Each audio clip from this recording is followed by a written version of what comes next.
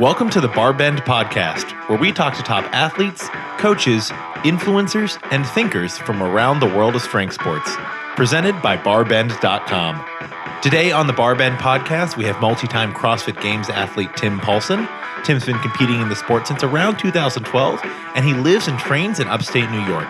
I'm especially excited to talk to Tim about some of the changes to qualification for the 2019 CrossFit Games and how that's impacted his experiences as an athlete this year.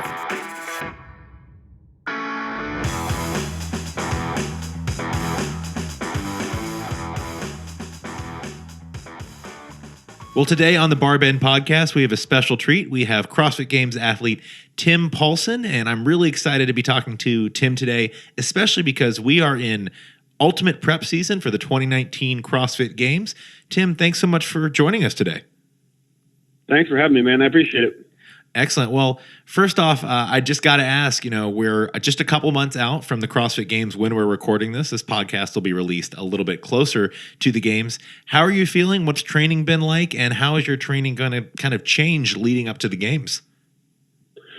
Training's been going really well. My body feels great. I dealt with a little bit of a setback when I was in Iceland a couple weeks ago, so was able to heal up completely from that. Took a few weeks relatively easy in training just to rebuild some foundations and things like that, focus on some basics. And then we've been going at it pretty hard for just about a week now. So we're basically going to train full on for just about 8 weeks leading up to the games, take a week off to kind of make sure everything's good to go and reset, and then we'll get after it. Excellent. And just to take a little step back, Tim, how long have you been competing in CrossFit? And, what has your CrossFit Games history been as a competitor so far? Yeah, so I started CrossFit in early 2012, and I actually did my first open like a couple weeks after getting started, which was a lot of fun. And then I kind of got really serious about it later that year because I was done playing hockey, and I went to regionals for the first time in 2013.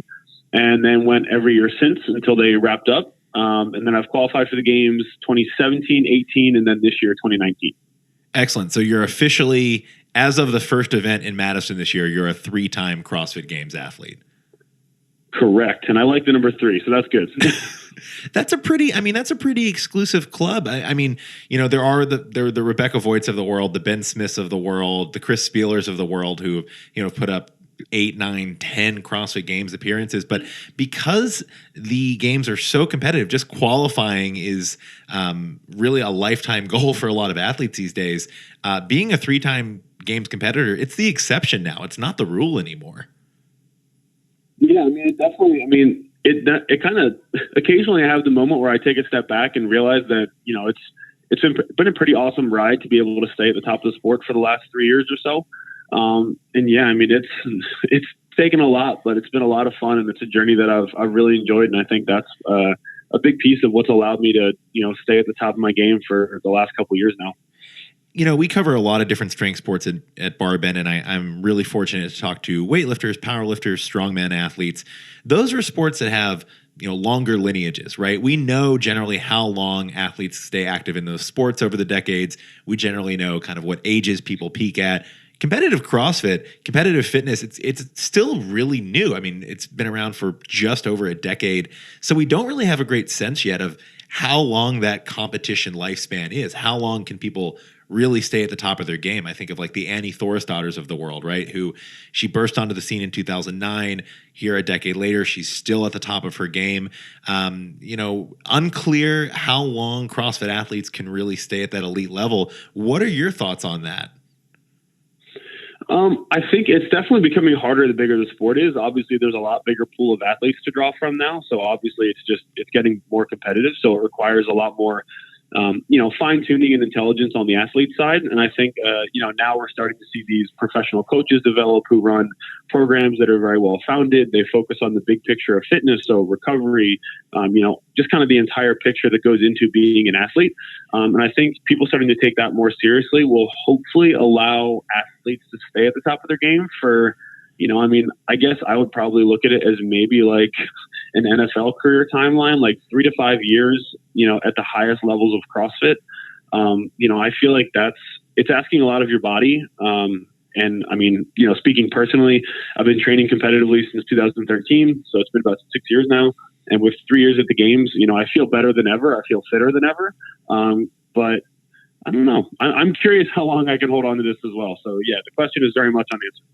That NFL analogy is really good. Would you liken being an elite CrossFit athlete to being like an NFL quarterback or like an NFL running back when it comes to the toll on your body?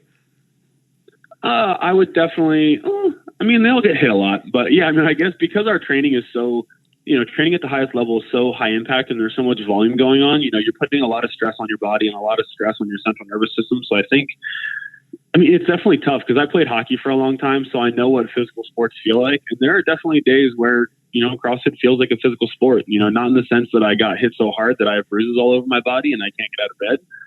But that soreness in your body, it's very real.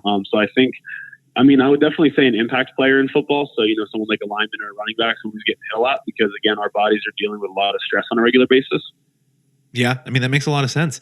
Now, you got into CrossFit after a hockey career. How old are you now? And, if you had to guess, and obviously you're going to be a little biased, how long do you think you can stay at that top level, taking into account that, you feel better than you probably ever have in the sport? Yeah, I'm 29 right now. Yeah, I'm 29 right now. I turn 30 next year. And yeah, I've been competing in CrossFit since I was, 22 or 23.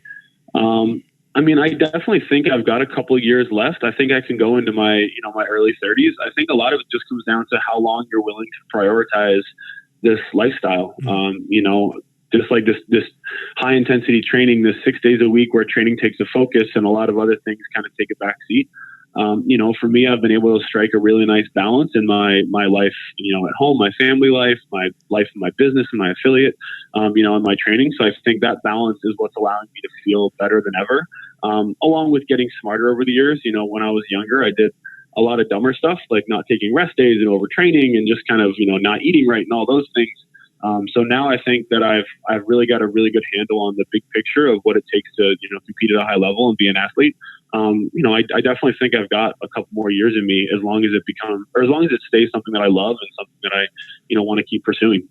Yeah, we saw this transition, or at least when I was really started following the games very closely around 2012. You started to see this transition from hobbyists competing at the games to people who were really, treating it as a career. They were spending not only the hours in the gym, but the hours doing recovery, mobility. It became more of a full-time focus for them to stay healthy and at that top level. And now I'd say we are 100% there, in that most of the top athletes, you're not going to see them working, 50, 60 hour work weeks outside of the gym. They're going to be focused on whether it's, coaching to supplement their income, but really focusing their entire lives around being competitors. That's something that doesn't happen immediately for people. I know it didn't happen immediately for you. So is that a lifestyle you kind of had to ease into, or, how did that become a greater part of your, week? Yeah, I guess, part of it is definitely, like, you have to go all in, like, especially now, again, like you put it really well, like you used to be able to train as a hobby and be able to make it to the CrossFit Games. Those days are definitely far behind us. Now it has to be a full-time endeavor and something that you're willing to commit all of your resources to and all of your time to. I think, yeah, man, I don't know. It's a big question. I'm basically asking, like, okay, how has your life evolved over the past 6 years? There's not like a concise answer to that, certainly. But, I guess the biggest thing is that, early on I was training CrossFit as a hobby. I was, when we opened our gym, my business partner and I, we were still in grad school. So we were finishing up our master's degrees. We were coaching, 20 plus hours a week each. So there was just an awful lot on our plate. And as the affiliate has matured and as we've brought on more staff and, we have more supporting staff that are helping me with day-to-day operations and things like that, it's allowed me to take a little bit of a step back so that I can balance that, training load and that recovery load a lot better. So I guess for me personally, just being able to, dedicate more hours while still maintaining a lifestyle that I'm happy with, and, an income that allows me to, live my life, the way that I want to. And I think that's a really hard thing for someone just getting into the sport to do, because when you don't have sponsors or when you don't have a source of income, it's really hard to train for 3-4 hours a day and then also focus on recovery and, still have all that energy to dedicate to your training if you're, if you're working full time somewhere else. So it's definitely it's a big barrier to entry to the sport now, I would say.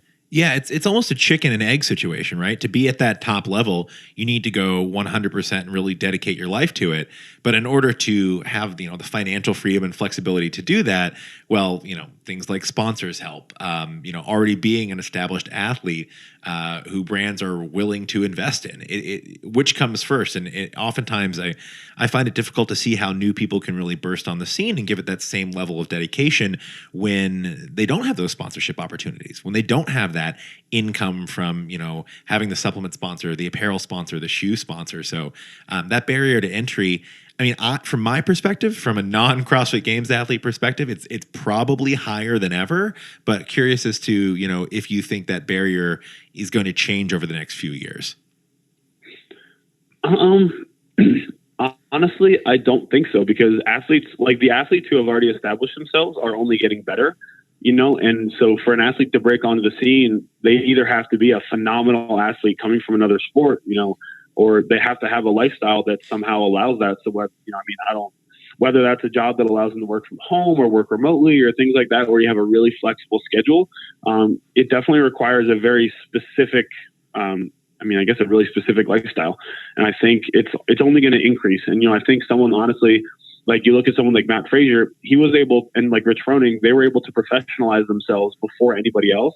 And that's one of the reasons that they progressed one of many reasons that they progressed leaps and bounds so much over the rest of the field, is because they were professional athletes long before a lot of other people could. So they were putting in more hours. They were focusing more time on recovery. They were training more. They were doing all these things long before anyone else could afford to, because they were working other jobs or things like that. So, it's definitely, and that's one of the reasons that Matt's so dominant right now, is he's that much further ahead of the rest of us. And we're all kind of trying to play catch up now. Okay, I got to ask, and this is skipping ahead of a few other questions I wanted to ask, but you bring up Mat Fraser. You competed against him maybe more than almost anyone at the regional and at the games level.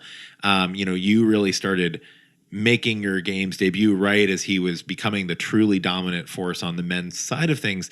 What are his weaknesses? I mean, you have definitely thought about this long and hard. Oh, I'm sorry, say again? I was going to say, you've competed against Matt maybe more than anyone. What are his weaknesses? Like, where do you think, if anyone's going to take that crown, if there's any confluence of events, movements, modalities, time domains, it's going to trip him up, what do you think those might be? Man, at this point, again, because he's such a methodical professional in the way that he goes about how he approaches the sport. Any weakness that shows up, again, he has the resources and the time and the mentality to just hammer it away over the course of a year. So it's gone before anybody can really capitalize on it. I think as far as what needs to happen is the rest of us need to get we need to get better, so that multiple guys are beating Matt in consistent events, and there's actually becoming some point differential. And I think that's something that we haven't really seen yet, because Matt is so well-rounded that, it's hard to pick up points on him. It's like he does poorly in one event, but he does so well in all the others. And there's only a couple guys up there beating him or close to him. Like, you need to really capitalize on those. And right now, I think there's not a deep enough men's field to really see that happening. So it's not going to be one person necessarily beating Matt in order for Matt to be beat. It's going to be a few different people who beat him in the right order of events and outplace him in the right order of events, to where the points work out such that he might not win overall. So is that what you're saying? Exactly. Yeah, we all need to band together to try and really agree to be better, because that's not what we're doing right now. We're obviously not trying hard enough. So we need to make an agreement among all of us to just get so good that we can finally take him down. Not to get too nerdy on this, is Mat Fraser Thanos and the Avengers have to team up in order to take him down? Is that what this is? It kind of sounds like it, yeah. He's that unstoppable right now. Yeah. So, okay, if Mat Fraser's the Thanos of the CrossFit world right now, at least on the men's side, which Avenger do you see yourself as in this ecosystem? Oh man, honestly, I have not watched enough Avengers to give myself an adequate assessment I would just make an idiot out of myself. You've got it. I can't answer that question. You've got a great beard. Maybe we can go with Thor. That's always a good one. I mean, I would definitely, yeah. If I could pick one, Thor would be my go-to. That would definitely be my guy. A little bit of Viking, a lot of, just generally trying to be a badass. So I would definitely go with that one. Yeah, unclear if you can wield the axe or the hammer like that, but maybe that'll be an event at the games this year. Who knows? You never know what's going to. Yeah, a little hammer throw. Hammer throw, that'd be fun. Axe throw or hammer throw? Like hammer throw for distance, axe throw for accuracy. That like I do actually have throwing axes and throwing knives. It's something I enjoy doing in the off season when it's nice out. So I wouldn't be terribly upset by something like that. No, that'd be great. I mean, at the Rogue Invitational, they had shooting was part of an event. So I mean, the axe throwing is definitely not crazier than that. It's certainly some would argue as good a test of fitness, if not better. So why not? Is that what you'd petition? If you could add one event, what would it be? Oh man, one event. I mean, honestly, is like I would love to put my background as a hockey player to use. So like I would love to see. I mean, any kind of like, we have things like a lot of people are going to hate on me for this, but like we've done biking, we've done all sorts of various obstacle courses, running events. So they expect us to be able to ride a bike. I would love to see like some kind of like blading event, like not necessarily full contact as much as I would love that. But I mean, like something like, like a roller, like inline hockey skating event or something like that. I think it'd be a lot of fun. It would be very different and it would definitely throw a lot of guys for a loop. But I definitely don't think, inline skating is not seen as cool as biking. So I don't think that would go over very well. Maybe if it was the mid 90s, it'd be even cooler than biking. But I feel like it's fallen a little out of style. I remember rollerblading was like the thing growing up, right? If you could rollerblade, you were like the man. Oh yeah. No, I'll say I grew up on roller. I mean, obviously I was a hockey player, but I grew up on roller skates. I barely rode a bike. I rollerbladed everywhere when I was a kid, when I was growing up. I mean, careful what you wish for though, because if you add a skating event in there, it's easy to forget Mat Fraser's parents were both Olympians in figure skating. So in pairs, so that might just give him even more of an advantage, just feeding the beast. Let's hope not. Let's really hope he didn't learn how to ice skate when he was a kid. I think he did, but that's neither here nor there. Okay, yeah. Getting back to the training aspect of prep a little bit more. Look, training volume, I've noticed talking to a lot of CrossFit Games athletes, it varies just incredibly wildly. We see some folks like years ago, Matt Chan, who was a little on the older side when he podiumed at the CrossFit Games. He was working out for an hour a day, like 4 or 5 times a week, keeping volume pretty low. You compare that with someone these days like Jacob Heppner, who's just, he's probably working out right now and has been for the past 12 hours, right? Where does your training volume kind of fit in on that spectrum? And, is that something that's changed over the years? Yeah, so honestly, I don't know how Jacob Heppner is not dead, because if I trained the way he did, I would have crumpled into a million pieces years ago. So kudos to him. Yeah, Jacob, if you're listening to this, great job not falling apart is what we're saying. Exactly. Yes. Way to hold yourself together for so long. We're very impressed, all of us. But yeah, for me, our program's definitely evolved over the years. So I've been with the same coach since 2014. I think it is now. So, my coach is a good friend of mine. We have a great relationship, and we've kind of, developed the program, symbiotically together over the last couple of years. And it's definitely it's kind of skewed more towards the endurance side of things for sure, because endurance events are becoming so prominent and they're becoming such a big, aspect of CrossFit, especially in this new qualification system. So yeah, I would say honestly, probably 50% of my training volume every week, maybe even a little bit more, is endurance focused. So swimming, biking, running, rowing, ski, all that stuff.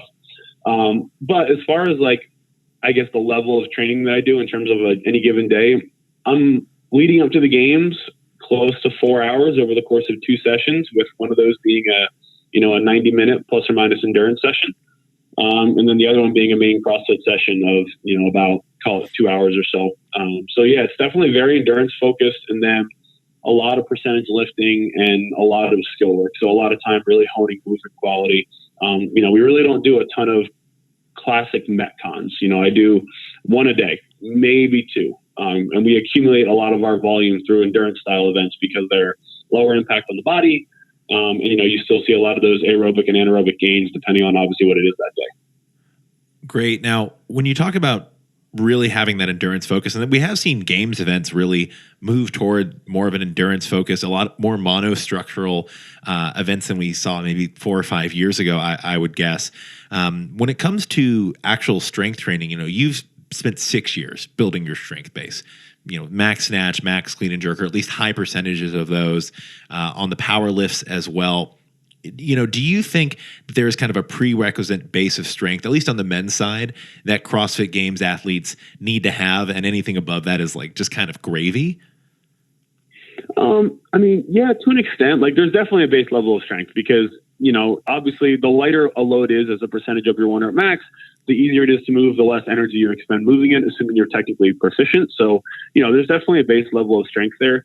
But kind of one thing that we learned, especially, I would say 3 years ago or 4 years ago when I failed to qualify for the games for the last time, we really realized that, at a regional level, especially because of the way the point structure worked, you have to win events. Mm-hmm. And, in order to qualify, not only do you have to do consistently well, but because of the way the point system is kind of laid out now, you have to excel in at least 1, if not 2 events over the course of a regional weekend, so 6 events. So I think there's a place in CrossFit where you can't favor your strengths too much, but you definitely need to continue to develop them because you can't give up on those home run swing events. It's like last year at the games for me was a prime example. I had 2 or 3 home run swing events, but I just wasn't consistent enough across the rest of that. So, we're trying to train in a way that allows me to maintain those strengths, those really good events, and then obviously bring up the level of my not so good events as well. What are your home run strengths right now? Going into the 2019 games, where do you see yourself as top or definitely in contention for the top on those particular events? My running feels really good right now, so I'm really excited and hoping that we see some events that are a little bit more running focused. The last couple of years at the games, the running events have been they've been well littered with other things that held you back. So for instance, like a run swim event or something, or run swim paddle, things like that, where the run becomes such a minimal part that you can't really showcase your ability to run. Something like last year, like push pull, it was a run, assault bike, and sled pull workout. Like that was something where I could really, allow my raw capacity to shine and ability to run and, use a machine. So that's definitely a strong suit of mine. And then basically, I'll go ahead and say anything overhead. So if we're looking at like handstand walks, handstand push-ups, overhead lunges, jerks, kind of anything in that realm is definitely a real strong suit of mine. So I think those would be events in that style would definitely fit, would definitely suit me for kind of a home run swing. And obviously the heavy lifting, it kind of depends on what it is. We're all like, obviously last year, the clean and jerk ladder, it was more about lifting heavy quickly than it was about necessarily how heavy you could lift. And actually, luckily, I spent a couple of years doing this thing grid that kind of disappeared. But like that was really a lot about moving heavy loads quickly. So I'm actually, proficient with quick setups and things like that. I actually hate clean and jerking. I don't find myself very good at it. But just so happened that because it was more about speed than it was about, the actual kind of like max lift, I was able to do very well at it. Gotcha. Now, this game season is, we can guess as much as we want about what events we're going to see at the games. The thing that we definitely know is different than it's ever been is qualification. And, when you and I last chatted, it was for a BarBend video we were doing about games predictions for this year, which you can find on BarBend's YouTube channel if anyone's curious. Tim's got some really, really cool insight there. The qualification system, it just is crazy this year as compared to previous years. I know it's something that created a lot of ambiguity for you, and maybe not necessarily knowing that you had your spot secured until pretty late on. How has your opinion on that evolved at all? And basically, what did that do for your stress levels this year, for your goals this year, and how does it kind of change your outlook or approach to the sport? As far as stress levels, I've spent a lot of time kind of developing a mentality of control the controllables and just, focus on very kind of minute steps to the process at a time. So after the initial shock and awe of like, oh my God, what's happening to my life? We kind of reoriented, talked to my coach, and spent some time really kind of, soul searching and making sure I was in a good headspace going into the season. So once we got that all taken care of, it was definitely a huge learning curve because, these sanctioned events, it's so unlike the regional format where you knew for the most part what you were getting into. You knew you were going to show up to regionals. There was going to be a lot of moderate to heavy barbells, moderate to high skill gymnastics. There was going to be 6 or so events, maybe one more, maybe one less. Last year they threw in the endurance event for the first time, which is really cool to see. But now, these sanctioned events have so much autonomy over the programming and kind of what goes on. You're also, as an athlete, looking at, okay, where is this event located? Geographically, what events are we likely to see that are outside of the gym? Are we going to see an ocean swim? Are we going to see a mountain run? Are we what's the flavor of this event going to be? How is that going to determine what events you go to? And also, how remote is the event? How likely is it that there's going to be a deep field, a shallow field? All these things kind of go into it now. And I didn't really understand or grasp just how important that was going to be in our selection process for the year. So as far as how we went about selecting sanctioned events this year, we selected a few early on that were probably more convenient to my current travel schedule than they were smart choices. And I think that's going to change a lot going into next year. Now that we have the whole season laid out before us and I kind of know these things, we're going to be able to game plan my sanctioned event, pathway for the year a lot better. Now, for context, for readers who might not have been following all sanctionals season yet, or sanctioned events season, I'm not even sure the exact correct way that HQ wants us to say it. Which events did you compete in? How did those, work out for you? I know you ran into a setback in Iceland, so maybe you can chat a little bit more about your experiences at the events you competed in this year. Yeah, so I actually, I did Wadapalooza was my first one, and I did that on a team, kind of just as an experiment, and I had a couple good teammates that I was really excited to compete with, so kind of did that for fun. Hindsight being 2020, I should have done that as an individual because I was top 5 at Wadapalooza last year, and I was top 10 the year before that, I think.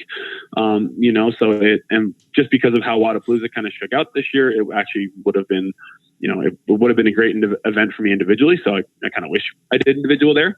But I went basically right from that. I flew right to Africa and I was hosting a training camp there. So I went and hosted my training camp for a long weekend and then went down to Cape Town and competed there. I came in 5th or 6th. I actually forget. But it was a really hard event for me because there was a lot of out of the gym style fitness. We had an ocean swim. We had a mountain run. We had a full Ninja Warrior style obstacle course. And those are 3 things that historically I struggle with. So we didn't really know that going into, but we selected an event that basically some of the events couldn't have been worse for me. And then after that, I did the Open, and then I had planned on doing Iceland. I had planned on doing the Netherlands, and I had planned on doing the French Throwdown, all as a means of qualifying after the Open if the Open didn't go to plan. And the Open ended up shaking out, and I got my invite through there while I was in Iceland. So, I got lucky because I had to pull out of Iceland due to injury, and I was basically just getting healthy enough to train normally again when Lowlands Throwdown happened. So if I had not qualified through the Open, I would have been going to the Netherlands on very minimal training, just because I had taken some time off to heal my back. Gotcha. So what exactly, if you don't mind, I know it wasn't a great experience what happened, but give us the rundown of, what happened with your back in Iceland, how you felt kind of leading up to the event, what the event was and what kind of went down there. Yes. I've had SI joint issues over the years, just a hip imbalance. It's something that's pretty common with athletes to struggle with. So it's taken me out of training a little bit here or there for a couple of days at a time. I've had some issues, a little more severe, some less. And that's basically what it was, is it was just, my hips got really out of whack. And then the series of events that came up in Iceland just couldn't have been worse for my back issue. So Sunday morning, we started off with a handstand push-up, pistol, heavy overhead squat event.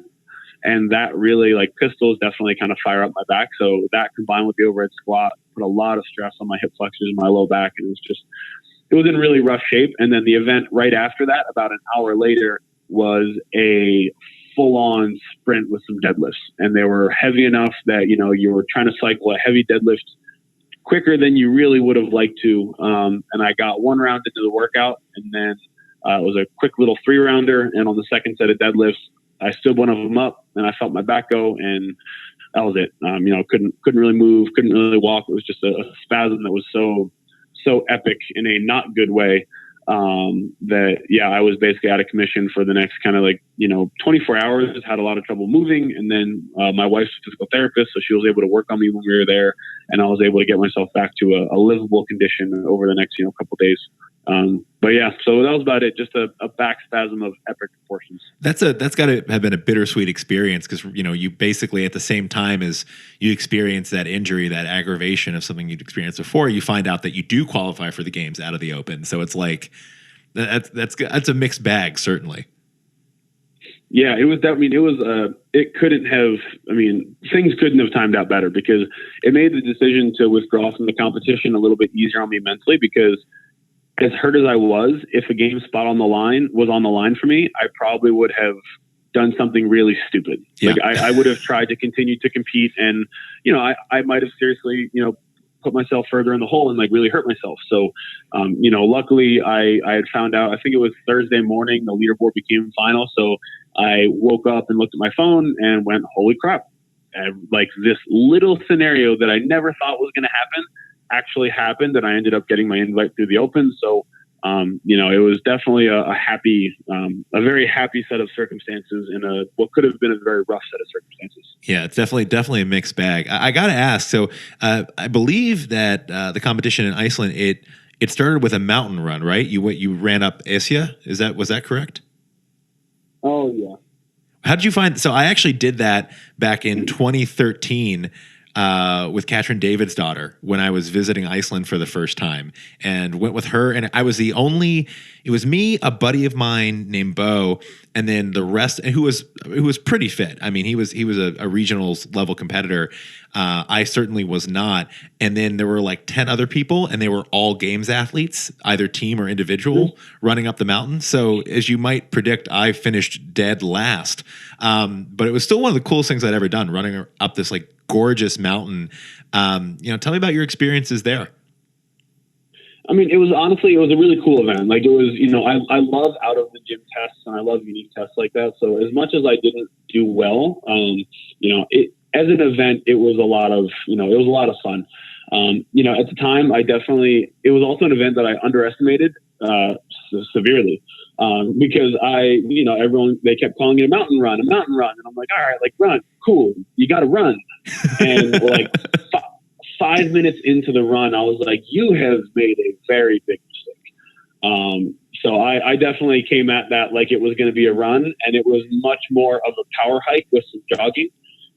So, hindsight 2020, I wish I'd approached it differently, and I think I could have done a lot better. Because I blew up really hard. I mean, 10 minutes into that, I was, my hips had exploded. My low back was on fire, and it was just it was a very poorly executed event on my part. I remember when I did it, I mean, I knew I was outclassed, right? Literally just me and these games athletes, and one other individual who was much fitter, he was actually a triathlete at the time. So it was games athletes, triathlete, me. And I remember them just pointing to the top of the mountain and being like, well, you run pretty much all the way up. And I kept up with the pack for 3.5 minutes before I was just so winded I was doubled over. And, you're a tenth of the way up at that point. I mean, this is I don't know how long it took you, but this is a 29 to 30 minute plus, just get up, scramble, run, jog as fast as you can. Oh yeah. And it was, I think it ended up taking, I think I was low 30s, maybe low to mid 30s, something like that. And yeah, definitely, I severely underestimated that. And for as much as my wife and I love to go hiking, so we go up to the Adirondacks in upstate New York all the time. So I know what hiking steep mountains look like, and I should have known better. But I let my competition ego get the best of me. I mean, it's also, I thought it's a pretty cool insight into, you talk about training outside the gym.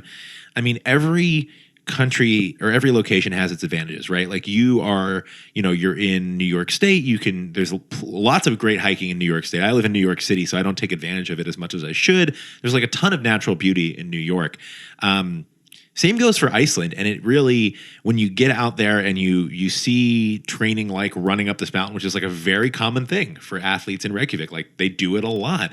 You really get a sense for how athleticism is baked into the culture there in a sense. And it's not super surprising why CrossFit has just completely taken off and like is all over Iceland. Oh yeah, without a doubt. And like, that's, obviously everything's an acquired skill. So the more you run a mountain, the more you know what it feels like, and the more your body's become accustomed to it. And, my buddy Lucas and I were joking. We're like, we need to run more mountains, because if we ran more mountains, we'd probably get much fitter in a lot of other ways too. There's no way it could be bad for us. And like, that's definitely, it's a tough thing, because, the Adirondacks are 4 or 5 hours away from us. And in Ithaca, where I live, there's a lot of like kind of rolling hills and trails and stuff like that. So I do a good amount of trail running and kind of, things like that, but very different than running a mountain. Very, very different. Can't emphasize that enough. And it's not something you can like replicate in the gym. You know what I mean? You can't like tilt up a treadmill and then put like random obstacles and rocks on it. You know what I mean? You have like, there is no substitute for doing it. And the thing about mountain running too is, as you continue, like the air gets gradually thinner, and it might not be like a ton of elevation, but you start to feel it after a few thousand feet, if you're really pushing yourself. So like, it's a tough thing to replicate, but definitely something that I underestimated. I'm glad. It actually makes me feel better that you underestimated it too. I don't feel so stupid as like a hobbyist athlete.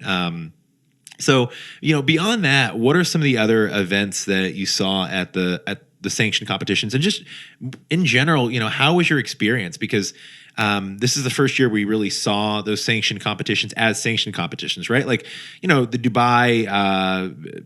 the Dubai fitness competition has been around for a while. Wadapalooza has been around for a long time. Obviously, like, athletes have had those experiences before, but this year they are sanctioned. They are qualifiers for the games. More is on the line.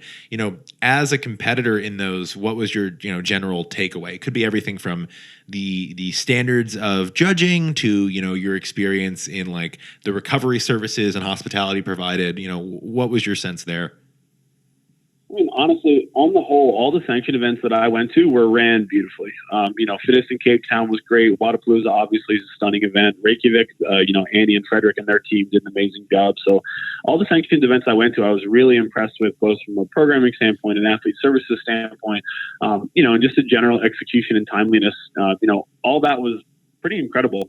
And I think it's also, in the long run, I've come to the conclusion that this will be good for the sport, but I think it's really important that some things are hammered out and there's some level of consistency put across, and a governing body of sorts needs to be kind of established to just lay some ground rules for all of us. Hope, like, I think the hope from a lot of athletes is that CrossFit headquarters would do that. They would have a committee who kind of had a little bit of a hand in these sanctioned events, albeit a light one.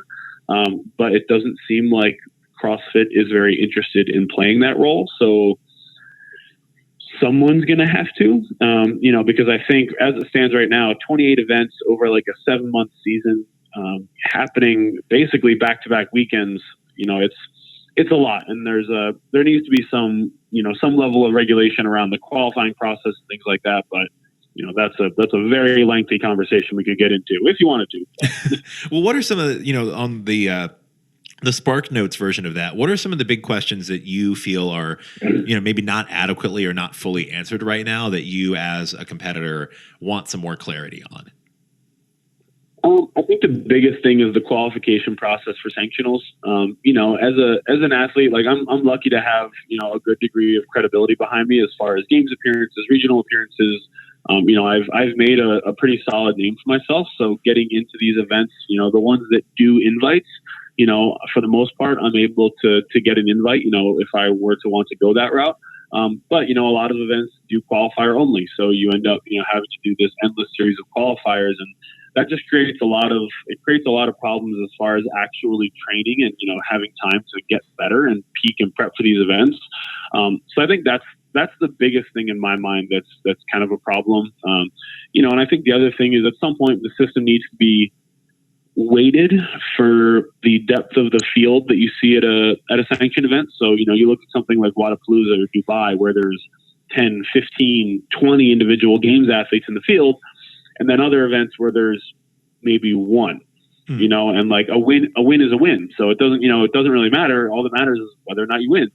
So I think there needs to be some level of standardization, whether that comes in the form of like these events that, whether we have first and second tier events, where a first tier event, the top 3 qualifies. So something like Wadapalooza or Dubai, where there's a very deep field, and like the person who comes in third could easily win 25 of the other 28 sanctioned events, but they chose to go here.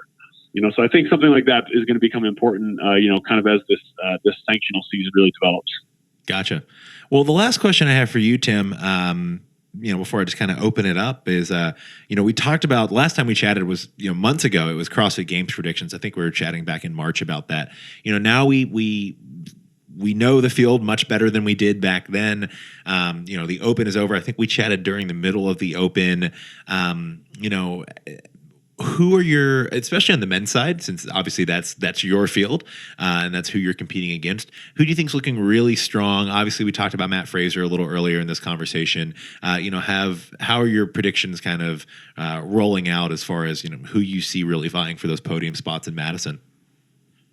Honestly, I think there's actually the men's field is going to be very deep and competitive this year. A lot of the guys who did well at the games last year managed to make it back, and there's, so I think there's going to be a solid deep field of men this year. The guys that I kind of know and I, communicate with, like, I think Pat Vellner he's done school now, so he's going to be able to train full time, kind of uninhibited for the games, which is something he hasn't really been able to do in the past. So I think that's going to be. We've been seeing a limited Pat Vellner. We're going to see full Pat Vellner this year. I think so, and that that could be kind of scary. That's dangerous for everybody. Yes, I think he's definitely a threat. And then a lot of the other guys. Honestly, I think it really over the course of the games weekend, you see guys have good events, have bad events. There are only a handful of guys who are very consistent. Who are like top 10 across the board, a couple good finishes here and there. So I think with this elimination style tournament that seems to be happening, or that's what everyone thinks is going to happen. A lot of it depends on the programming and kind of the series of events. If you have one trip up early on, you might not even make it to day 2 or day 3 or day 4. So you could have someone who's really fit who, could possibly podium or come top 10 in a quote unquote normal games year, who in this new format, because of one slip up, they end up getting, cut early. So I think it's going to be really interesting to see what the programming looks like over the first day or two to establish that, that tighter field kind of towards the end of the weekend. Yeah, and definitely. And as of this conversation, when we're talking right now, still, 2 months, a month and a half, 2 months out, still a lot of ambiguity and questions to be answered regarding what those cutoffs look like, the criteria for those, and how athletes are going to be measured, probably in more of a head-to-head fashion than they ever have before. So I'll be interested to see that. And, I know for sure you will be too. So Tim, I really appreciate you joining the podcast today. It's always fantastic to chat with you. I've been a big fan of yours, since I first saw you at regionals. I think your first regionals was 2013. Yeah, correct. Yeah, so I saw you at that regional. I think that was the first regionals I ever went to. So it's been fun to follow your career since then. But where can people keep up to date with what you've got going on with your training and with your games prep? And if they're listening to this podcast after the 2019 games, your continued career in the sport. Yeah, so my Instagram is the biggest one. I have a Facebook as well, but my Instagram is T-Rex Paulson, T-R-E-X, and then my last name. And that's where I post. I try and basically give as honest a feed as I can on my training and what a real day in the life kind of looks like. So I post basically all of my training from start to finish, pretty much every day, my recovery, all that stuff, just to really kind of give people an honest glance on what it looks like to try and train for the games and try and stay at this high level for hopefully many years. So yeah, it's definitely the best place to follow along. And then, like I said, I have a Facebook as well, Tim Paulson, but I only post mostly personal stuff there. So unless you're interested in photos of cool stuff when I travel and my family and my dog, then that may not be the best spot. And you can see a lot of those on Instagram too. Oh yeah, 100%. You can definitely see plenty of my dog and my family on Instagram too, but mostly training. The only thing fitter than Tim Paulson might be Tim Paulson's dog. That's what. Oh yeah, no, she's awesome. That's what I've learned here. Oh yeah, no, she's a 5-year-old healer. She's got more energy than I ever could. So she definitely outruns me. She goes and runs with me. We take her hiking all the time. So Yeah, she could probably beat me in, I'd say, at least a handful of events at the games. She would have done the Icelandic mountain run in about 20 minutes flat, is my guess. Exactly. She definitely want to beat me up there for sure. As long as she was incentivized. Exactly. Well, Tim, thanks so much for joining. We're really, really excited to see how you do this year and beyond. And as always, thank you for joining us, and really appreciate you taking the time. Thanks for having me.